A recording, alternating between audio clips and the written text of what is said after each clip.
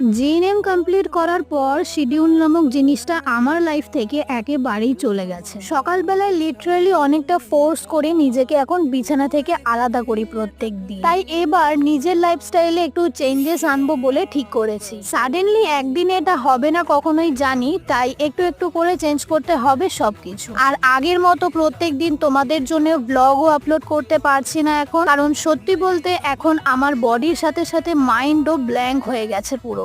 Video বানাতে বানাতে একটা টাইমে এমন হয় যে কি নিয়ে ভিডিও বানাবো সেটাই মাথায় আসে না। ঠিক সেই পরিস্থিতিটাই এখন আমার। বাট খুব শিগগিরই আমি চেষ্টা করব আমার আগের ক্রিয়েটিভ মাইন্ডসেটকে জাগিয়ে তোলার আর তোমাদের জন্য প্রত্যেক দিন নতুন নতুন ব্লগ আনার। এখানে তোমাদেরও আমায় একটা ছোট হেল্প করতে হবে। তোমরা যারা নার্সিং রিলেটেড কিছু জানতে চাও তারা কমেন্ট বক্সে #নার্সিং দিয়ে তোমাদের কোয়ারি লিখে আমায় জানাতে পারো। আদারওয়াইজ ডেইলি ব্লগসে আসবে এখন থেকে প্রত্যেক দিন।